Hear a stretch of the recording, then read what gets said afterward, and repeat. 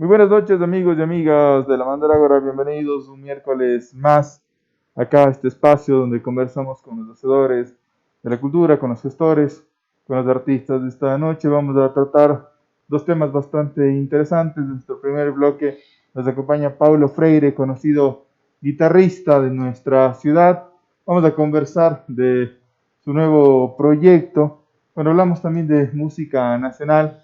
Hablamos de distintos géneros, del albazo, del pasillo, y eso también traducido a la guitarra. Así que Pablo nos va a comentar acerca de esto. Pablo, muy buenas noches, ¿cómo están? Muy buenas noches, gracias por la invitación. Para mí realmente un placer. Y bueno, como tú dices, estamos en manos con un proyecto que se trata de tocar la música nacional en un estilo de fingerstyle, más o menos con la técnica de la guitarra clásica. Ujú. Hemos escogido 10 temas de gran trascendencia en la música ecuatoriana, ¿no? Y le hemos traducido a ese estilo de guitarra. Eh, y como es un poco novedoso tal vez en lo nacional, pero en el mundo este libro tiene tablaturas de cómo tocar la guitarra. Y viene acompañado de los videos que puedes encontrarlo en YouTube o en cualquiera de nuestras páginas. Entonces tú tienes la tablatura y los videos de ver cómo uno está ejecutando, entonces es mucha facilidad. Aparte viene el Guitar Pro, que donde vas nota por nota y puedes ir bajando la velocidad totalmente. Bueno, la cuestión es que es muy asequible a que la gente la pueda tocar. Ujú. Como te digo, es música nacional, pero con arreglos, digamos, tocables, no muy complicados, pero bonitos, bonitos, que le va a gustar a la gente, pero tocables, o sea, nada del otro mundo, no necesita ser un super guitarrista ni nada por el estilo. Sí, conocer el instrumento, obviamente, un poquito, porque sí hace falta. Claro. Pero bueno, el proyecto justamente es esta revista. ¿Ya? Mira, Lo podemos poner acá en la otra cámara. no sé. Esta Ahí, revista acá. se llama Guitarra Ecuatoriana. ¿Ya? Perfecto. El proyecto sale justamente a raíz a finales de año, el SAICE, la Ujú. Sociedad de Artistas, Autores y Compositores del Ecuador, a la cual pertenezco, hizo una convocatoria para concursos. Y bueno, por ahí nos logramos colar y con ese fondo pues hicimos este proyecto. Que es, como te digo, es un poco, no tal vez novedoso a nivel mundial, pero a nivel ecuatoriano un poquito sí, porque sí es un poco difícil encontrar música ecuatoriana que te pongan así un poco fácil de entender. A veces el problema es que si en guitarra ecuatoriana, por ejemplo, si tú no sabes leer música, se jodió, porque no hay cómo llegar a. ¿Ya? En cambio, este proyecto justamente no importa que sepas leer o no música, tú con que sepas leer los números, vas a ver los videos cómo está tocado, puedes en el Guitar Pro, que es un programa que puedes bajarle la velocidad a la velocidad que te quede más fácil hasta que le entiendas. Entonces, ese es el proyecto, un poco tratar de hacer los temas, qué sé yo, aquí está el aguacate, la vasija de barro, algunos temas, nuestro juramento. Entonces, sí son tocables y fáciles de entender. Tampoco, como te digo, sí hace falta un poquito que sepas tocar la guitarra, pero sí tratamos de cuidar los arreglos para que sean comprensibles. Digamos, es un nivel intermedio de conocimiento que necesita el guitarrista en este caso, ¿no? Sí, más o menos, sí, sí, sí. Sí, me atrevería a decir que hasta un poquito menos, pero ¿Ya? sí, sí. Tampoco puedes ir de cero, también seré sincero, ¿no? Tampoco es eso. Pero tampoco hace falta ser un gran guitarrista. ¿No? Y de hecho, el proyecto se trata esto de, aunque suene un poco popularizar lo popular, porque a veces Claro. la gente, digamos, te ve tocar y dice, wow, se asusta, como si fuera algo lejano, y realmente no lo es. Eso también un poquito, es un poquito también con el proyecto que hicimos, un poquito de cambiar esa mentalidad de que para tocar así tienes que estudiar 10 años en el conservatorio, no sé qué. Y no es tan así, en realidad no es así. Pablo, Y yo puedo hablarlo con hechos, no es así. la música popular ecuatoriana se aleja o dista mucho del tema ya un poco más académico, porque no necesariamente los que hicieron ciertos ritmos tradicionales, o los que hicieron ciertas canciones de los ritmos tradicionales, más bien fueron músicos académicos, no músicos clásicos, sino más bien fue un poco también el tema del conocimiento, de la transmisión oral, un poco ese tema, la coyuntura con la que estaban viviendo, ¿no? ¿Cómo está la construcción ya, digamos, un poco más técnica de un pasillo, de un albazo, de un fox incaico, a comparación ahora de la música académica que entiendo tiene otro tipo de estructura? Bueno, en realidad, en el caso de este proyecto en particular, bueno, yo vengo de la guitarra clásica, ¿no? Ujú.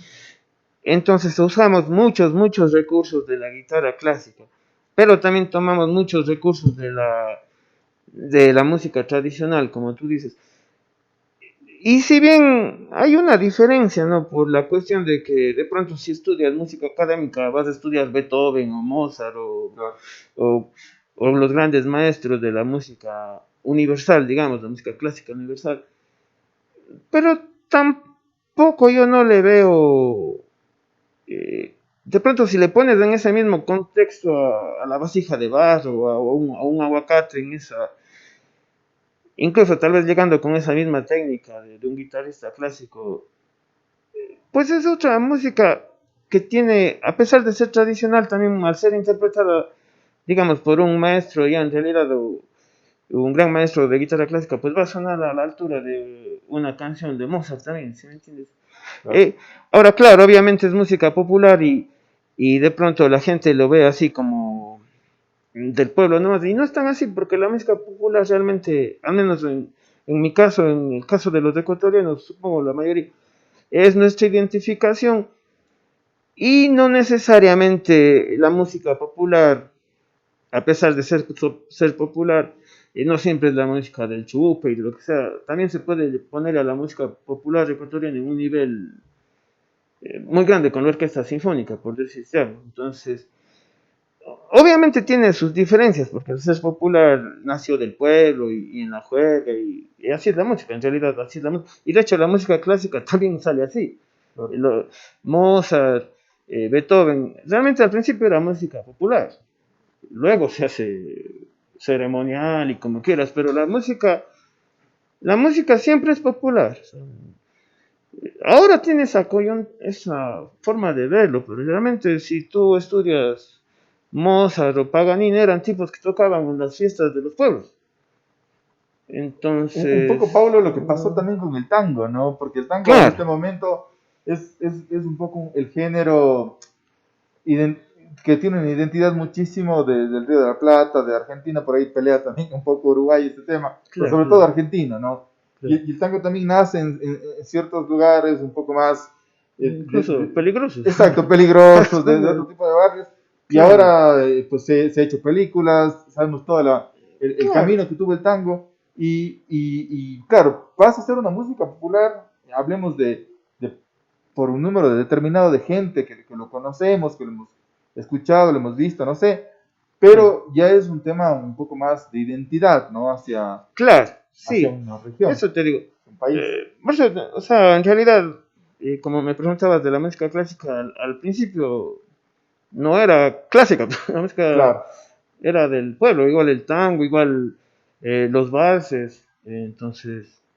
Pero bueno, hablando de la música ecuatoriana, si bien es cierto, claro, es popular para la fiesta, por vos sabes, los serenos, qué sé yo.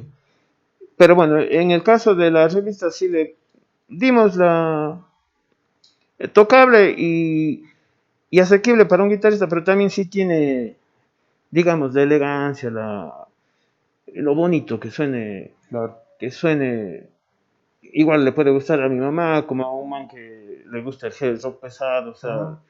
porque por más que alguien diga, yo toco rock pesado, pero si tocas un pasillito, un albazo bien tocadito, es bonito también, o sea, no es que...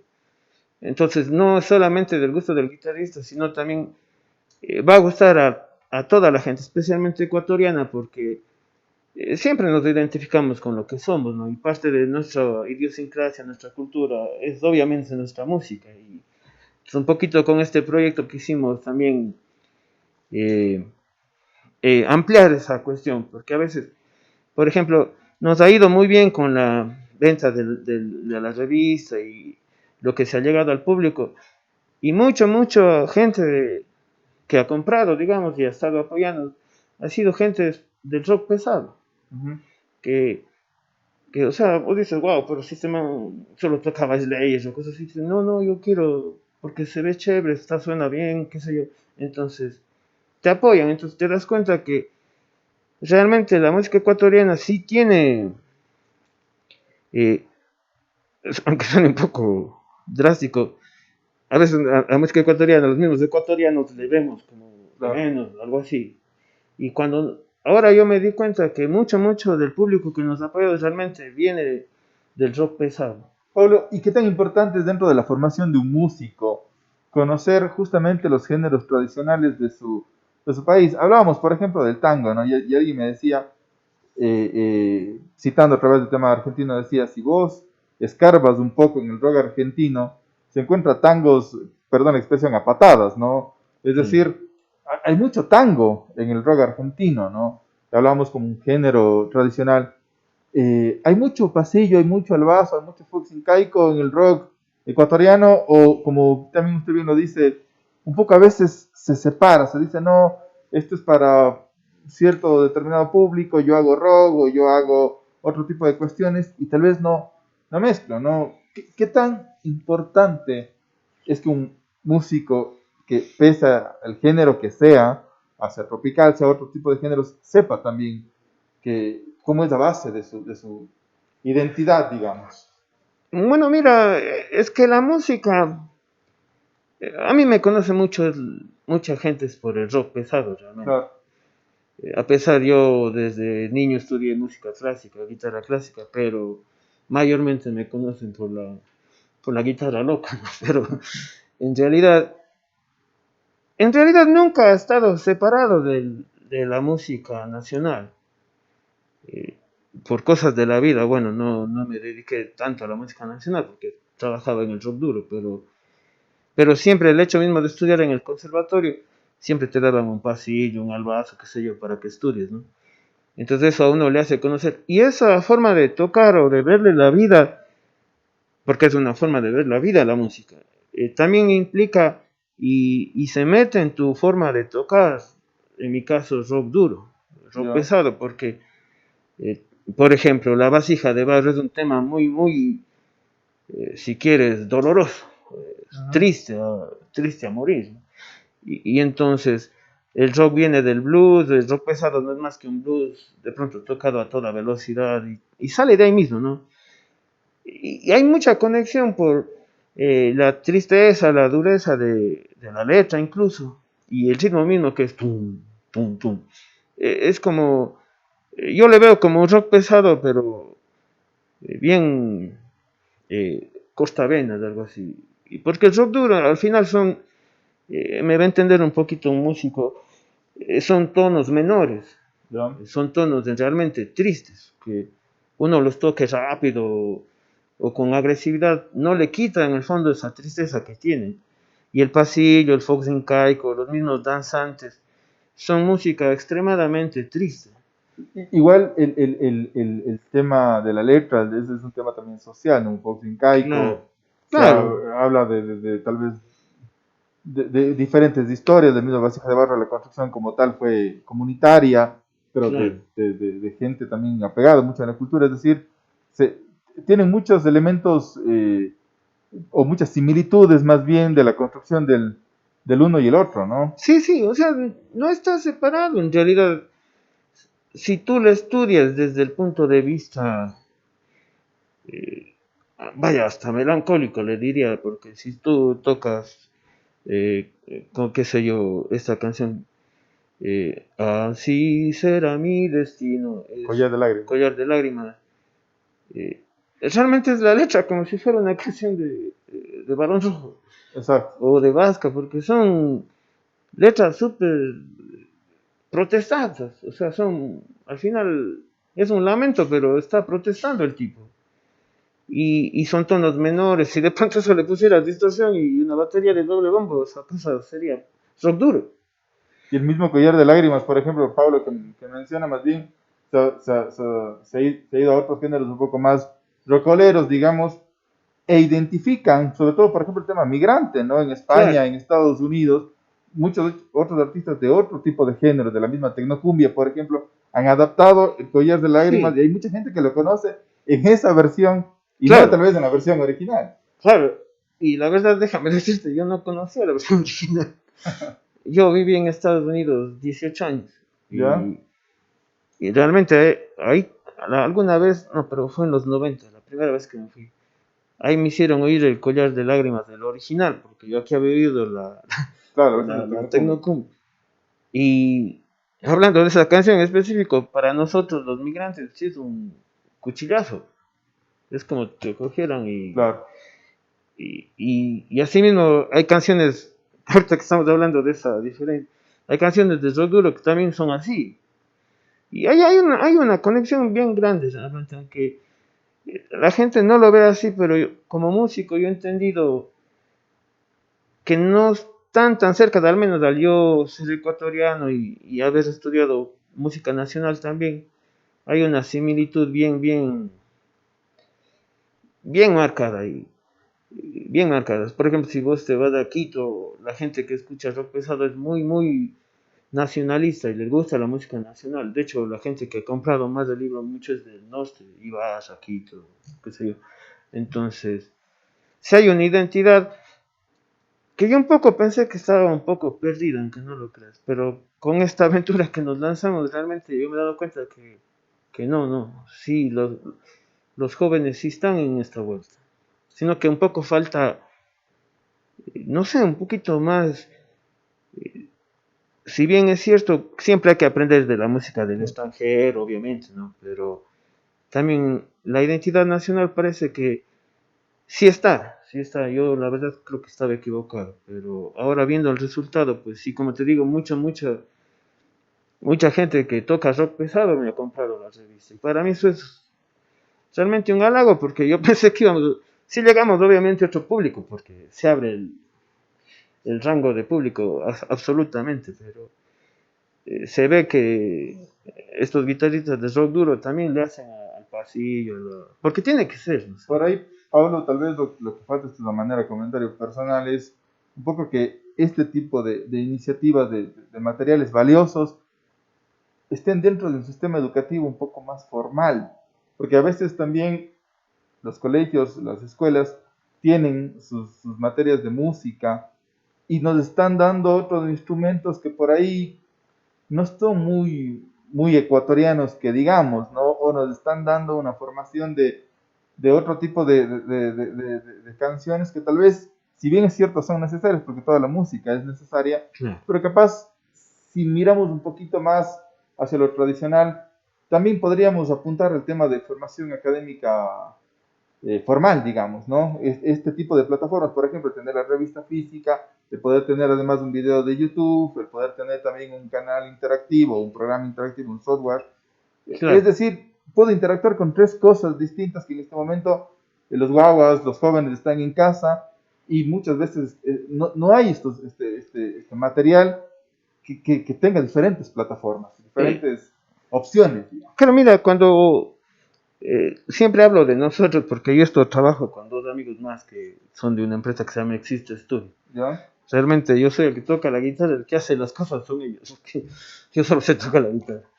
Pero los hombres de los negocios son ellos. Entonces, cuando nos reunimos para hacer el proyecto, Ajá.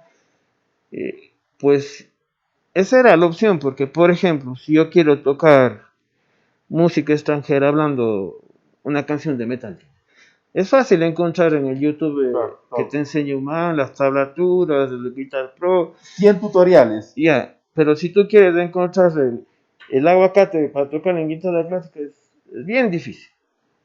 Por ahí habrá uno o dos y para de contar. Y entonces nosotros dijimos, ¿por qué pasa eso? Si al ser ecuatorianos tendríamos que tener algo también a nuestra mano que nos facilite la cosa. Y me parece un poco que ya el tiempo, ya no es la educación de, por ejemplo, cuando yo estudiaba guitarra, cuando empecé a estudiar guitarra hace unos 30 años, este, claro, yo entiendo que ese tiempo no había internet, no había, tenías que aprender a leer, porque tenías que aprender a leer música, sino cómo le entendías al maestro. Pero ahora también yo pienso que con las herramientas que te da la actualidad, ¿no? Digamos, del internet, que es fácil entender la guitarra de una forma, uno debería aprovechar esas facilidades que te da la tecnología y hacerlas llegar a los chicos. Yo entiendo, y yo quiero que quede claro, si tú realmente vas a ser un guitarrista y estás en la cuestión formal, obviamente tienes que leer. O sea, pero también hay que ser realistas. A veces la gente quiere tocarse en una fiestita o para los amigos, o hasta puedes tocar en serio. Pero si tú sabes que el objetivo no es ir a tocar con la Sinfónica de Londres o la de Nueva York o la misma de Queens, entonces puedes aprender la guitarra de una forma más rápida y sin tanta traba como había antes. Algo más operacional. Sí, porque la verdad te digo antes, en mis tiempos, pues, sí era bien difícil. Primero tenías que leer música, o sea, para empezar. Y eso es un poquito, si quieres, es un poquito hasta cansar. Entonces, sí había un freno bien grande. En cambio ahora con la tecnología, tú puedes aprender rápido las cosas.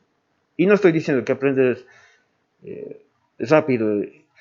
Tienes que aprender con las de ley, pero o sea, también la velocidad del mundo ya cambió. Aquí no podemos dormirnos y esperarle al alumno que aprenda a leer para enseñarle un paso. No, o sea, el alumno también ya viene con otra mentalidad, ¿no? Enséñame rápido, yo quiero ir. Y está bien, o sea, está bien. Claro. Yo digo ya a la gente que en realidad va a dedicarse ya te digo, a tocar en la sinfónica, cosas así, bueno, ya es otro. Claro. Ya es a dedicarse de forma profesional a eso. Esa es otra cuestión. Entonces, yo no digo que esté mal, está bien, pero si te vas, ya metes en esa vuelta. Claro. Pero para el guitarrista que está ahí, como te digo, de las bandas de rock, dicen, no, pues pasa para yo tocar el aguacate y toma, ahí está. Pues, bacán. Y así se promueve la cultura, no hay tanta vuelta, ya no hay tanto miedo como antes para aprender una canción 2, 3 años, y cosas que ahora puedes hacerlo en 2 meses. Es rápido, ¿no? Pablo, sobre la parte final nada más, ¿cómo pueden conseguir la revista? Chicos, muy fácil. Busquen Paulo Freire Guitar Online. A ver, déjenme ver porque siempre me confunden las direcciones. Paulo Freire guitarraonline.com o Paulo Freire Guitarra en el Facebook, o ponen en el YouTube Paulo Freire. Ahí me mandan su número, ahí está la información. Es muy, muy simple. Como les digo, esta es la revista física, pero muchos chicos ni siquiera hemos vendido mucho en Nueva York, por ejemplo, porque lo que vendemos básicamente es del PDF. ¿Ya? Entonces la gente compra el PDF y te va al Guitar Pro, ahí está todo. Entonces es muy fácil, no hay nada difícil de conseguirlo.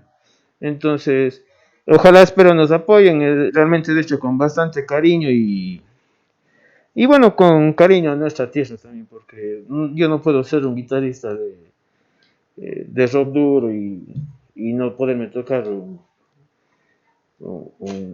pasillito. No está correcto. No está correcto. Pablo, muchísimas gracias por estar aquí. Vamos a dejar también ya un poco la invitación, Pablo, para eso también poderlo tocar, poder también que la gente vea. En este momento el formato es un poco distinto, pero queda ya la invitación, Pablo, para tenerla acá en el estudio, ya con la guitarra que hoy también nos acompaña, un poco verlo también interpretar, poder también ser un poco más gráficos, digamos, de esa Claro, parte. Con gusto. Pablo, muchísimas gracias por estar aquí. Amigos y amigas, hacemos una pequeña pausa y regresamos con el segundo bloque de La Mandrágora.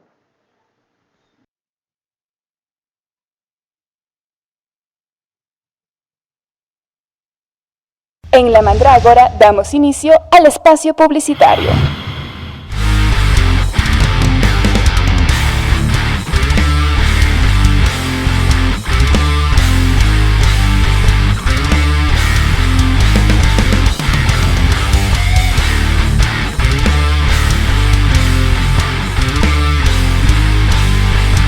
Todas las ideas, como vienen, pasan, pero la emoción se queda. Son las emociones lo más transparente, la loca verdad de tu mundo inconsciente.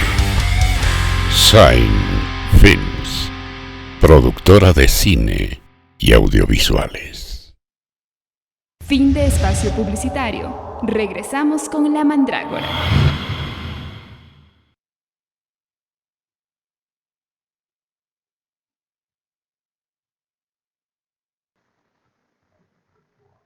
Continuamos, amigos y amigas de La Mandrágora.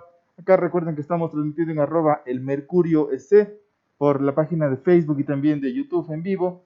Estamos en nuestra fanpage en @La Mandrágora Cultura, en Facebook, en Instagram y también en Twitter, retransmitidos por Radio Noticias Cuenca y por Mote Radio Podcast. Estamos con nuestra siguiente invitada, Tata Rodríguez. Vamos a hablar de la chicharía, todo lo que también se está preparando y cómo vienen trabajando. Tata, buenas noches, bienvenida, ¿cómo está? Hola, buenas noches, gracias por la invitación. Estoy feliz de estar acá para poder conversar un poquito sobre el alimento. Tata, y la chichería, pues bueno, tuvo que adaptarse con muchísimas cosas ahora en la pandemia. ¿Cómo inició la primera noticia del encierro? Ustedes tomaron medidas como inmediatas, ¿no? ¿Cómo estuvo eso? Cuéntanos un poquito. Sí, una vez que se decreta pues todo este estado de emergencia y la cuarentena, nosotros decidimos un poco seguir con la cocina de nuestro restaurante abierta, Ujú. con entregas a domicilio, pero rápidamente nos dimos cuenta que esta no era la salida y que el momento de emergencia que estábamos viviendo iba a ser un largo tiempo, iba a perdurar. Entonces, un poco a la semana siguiente de comenzar la cuarentena, decidimos trabajar con toda la parte, con todo el componente de agroecología que tenemos. Nosotros desde un principio, desde que la chichería abre sus puertas, Ujú. viene pues con un gran sentimiento de comunidad y trabajamos desde un principio con la red agroecológica del Austro, Ya. que es una red conformada por alrededor de 24 organizaciones campesinas. eh, Establecimos, pues, bueno, ya desde mucho tiempo atrás, una muy buena relación de trabajo y también de lucha, buscando un poco que se mantenga, que se establezca espacios para sostener la soberanía alimentaria. Entonces, nosotros desde un principio teníamos activa una feria agroecológica Ujú. los días miércoles. Entonces, lo que hicimos a raíz de la cuarentena es poder movilizar toda esa producción que se encontraba en las fincas hacia la ciudad. Ya. Un poco eh, haciendo una serie de pruebas y errores Ajá. porque definitivamente no estaba dentro de los planes. También ahí pudimos notar que no existe un plan estratégico alrededor de la alimentación.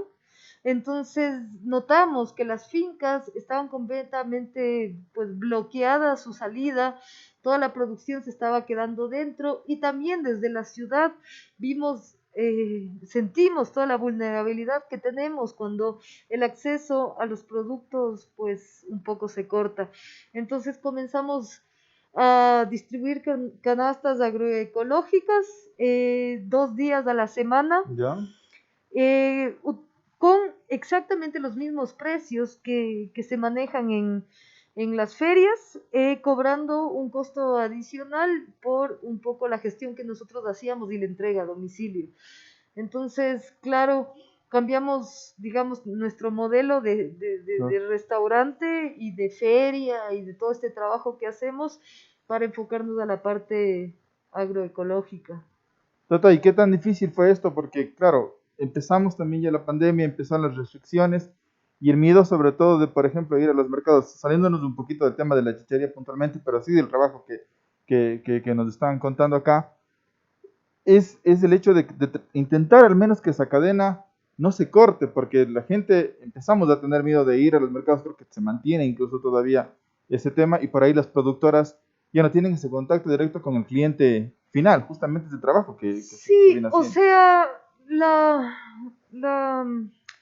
todo, todo esto, la cuarentena simplemente lo que hizo, y bueno, toda esta emergencia sanitaria que hemos vivido, lo único que ha hecho es ratificar muchos conceptos, criterios, discursos que se han mantenido hace mucho tiempo, porque un poco desde la producción, sobre todo la producción agroecológica, se, se, se lleva diciendo por muchos años a la ciudad, a la institución pública, a los consumidores y a las consumidoras, que hay la necesidad de que la alimentación no esté centralizada en puntos, en grandes puntos, ¿Ya? que todos los barrios necesitan un acceso a un alimento soberano, pensando en todo este tipo de problemas. Obviamente no en la magnitud que se ha presentado, pero es algo que se venía diciendo.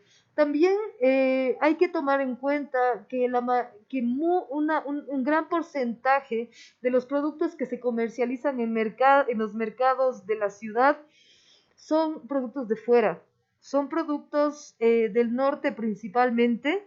También tenemos producción que ingresa de Perú. Entonces, hace mucho tiempo venimos diciendo, hay que dar impulso, hay que Ujú. acompañar los procesos de producción local y sobre todo de producción agroecológica, porque cuando hablamos de agroecología estamos hablando también de ambiente, estamos hablando de territorio, de agua, de género y estamos hablando de salud. Entonces, hace mucho tiempo se lleva diciendo, es necesario que exista un sistema alimentario sostenible. Entonces, en esta emergencia sanitaria, lo que pasó fue ratificar estos conceptos y estos discursos que se han mantenido hace mucho tiempo. Y las políticas públicas trata para mantener, para garantizar el tema de la soberanía alimentaria. ¿Cómo se viene trabajando esa lucha previo a la pandemia? Imagino que ahora es un poco más difícil. Es cierto, ¿no? En la pandemia como que se destapó ciertas cosas que ya eran obvias, como esto que nos estás contando, pero ¿cómo venía ese trabajo con el tema de las políticas públicas? O sea, este es un tema bastante complejo. Nosotros constitucionalmente tenemos un amparo que nos da derecho a- al acceso a la soberanía alimentaria. Existe la LORSA, la Ley Orgánica eh, de Soberanía Alimentaria, que nos ampara en cuanto a la agrobiodiversidad, el manejo de agroecosistemas, de comercialización. Sin embargo, hemos notado que todas estas políticas públicas, que todas estas leyes orgánicas no se llegan a sentar de manera correcta en el territorio. Pienso que de Azuay, a nivel de gobiernos seccionales, sí que se ha venido trabajando en muchas cosas, pero definitivamente creo que no se entiende como un sistema alimentario, no se entiende que la parte agrícola, la parte productiva, tiene que estar ligado a la parte de comercialización, de transformación del alimento y de consumo, Ujú. como un sistema circular. Claro. Entonces, es una lucha que principalmente las asociaciones campesinas han llevado en sus hombros por más de 15 hasta 20 años y que gracias a esta organización y este fuerte trabajo que han hecho, se ha conseguido algunas cosas, como algunas ordenanzas cantonales, no precisamente aquí en Cuenca, pero sí en otros cantones, como Navón, como Sixi. Pero vemos que a raíz de la cuarentena, la institución pública ha dicho, la alimentación es una prioridad. ¿Sí? Es algo que llevamos diciendo hace muchos años. Y se ha dado, digamos, se ha puesto sobre la mesa que es necesario discutirla y tomar decisiones. Pero eso también ha hecho un poco que se quieran tomar decisiones de manera superficial y breve.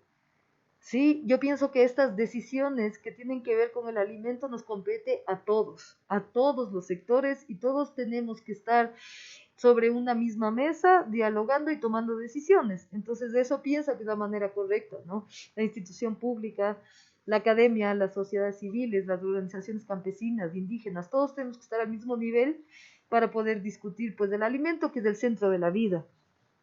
Tata, y en ese sentido también la chichería es ese punto donde hablamos de las cadenas, de este tema de círculos, todo se une y tenemos ya como, digamos, cliente final el poder apreciar los platos cumpliendo con todas estas medidas. ¿Cómo está ese tema ahorita con, ya puntualmente con la chichería? ¿Cómo está el tema de mantener esta línea, de ver la variedad también de platos?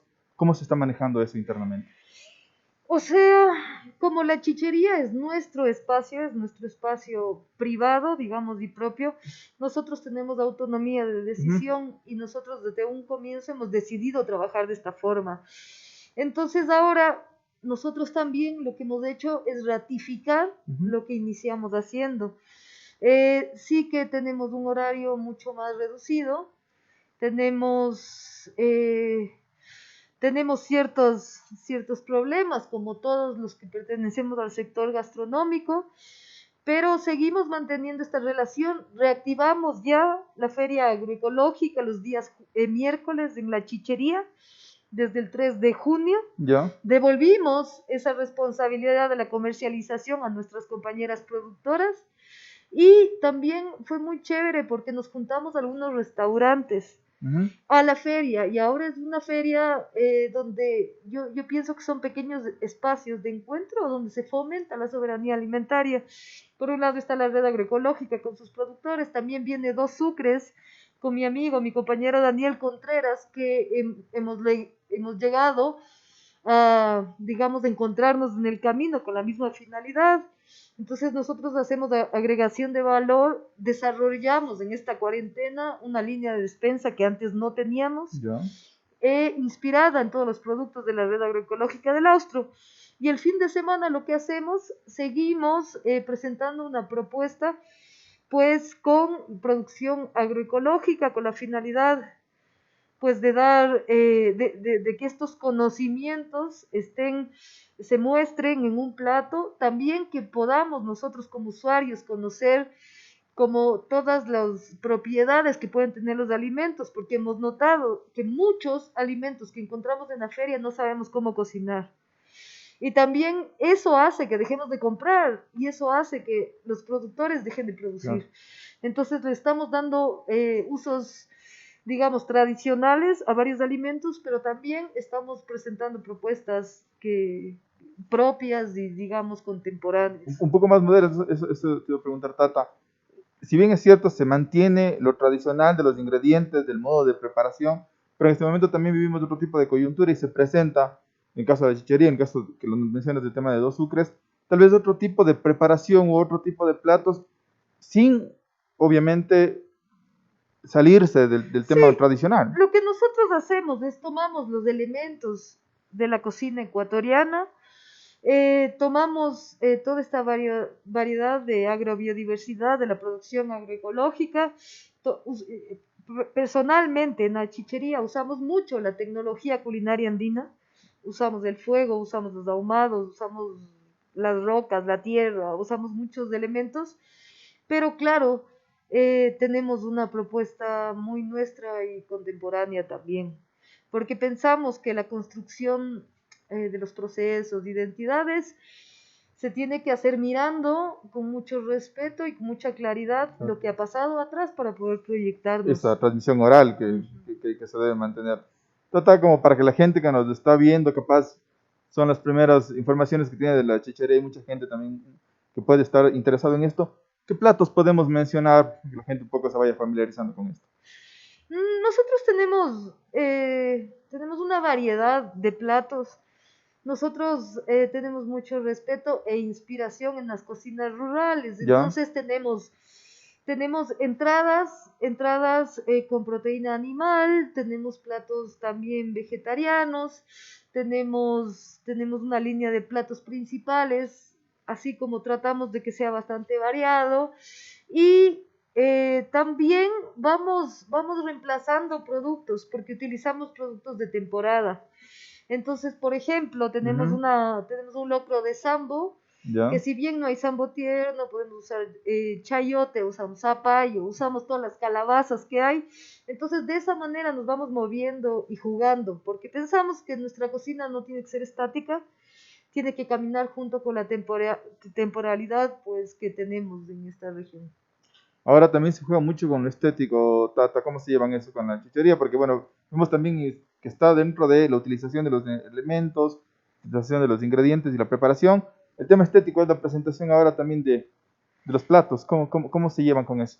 Sí, o sea, es súper importante, ¿no? Porque la comida tiene, o un plato servido sobre la mesa, tiene un poder asombroso, que es que yo todo lo que te estoy contando este día, el rato que vos tienes un plato sobre la mesa, puedes sentirlo, puedes Claro. vivirlo, puedes olerlo, puedes mirarlo.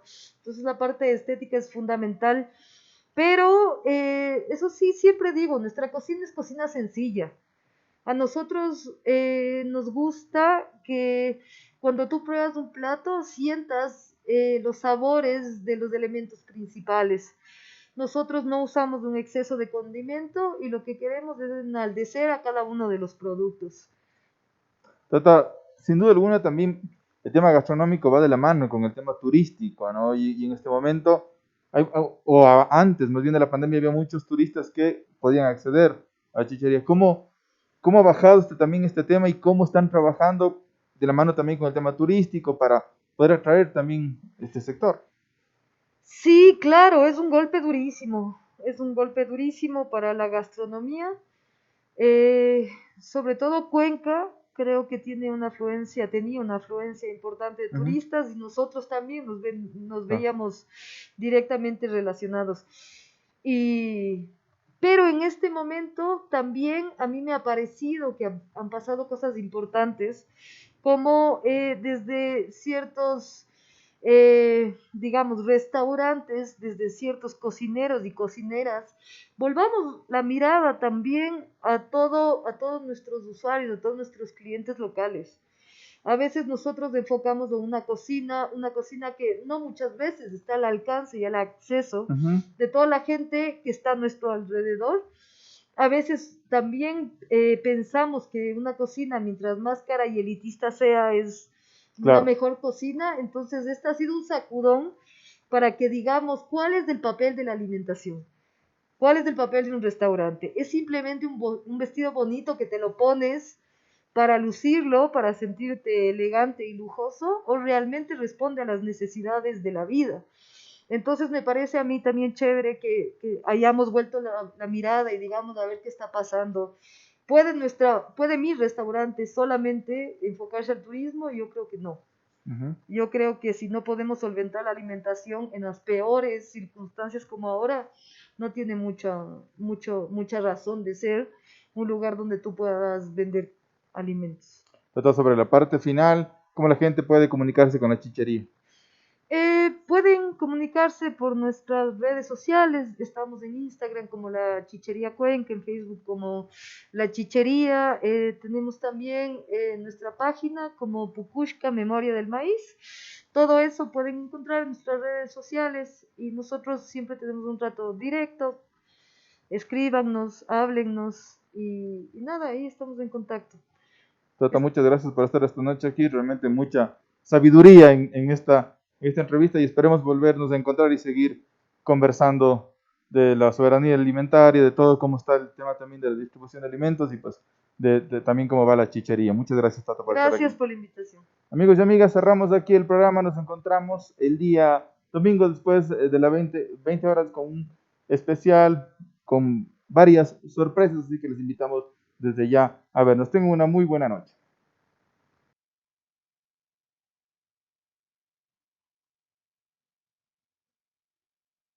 En La Mandrágora damos inicio al espacio publicitario.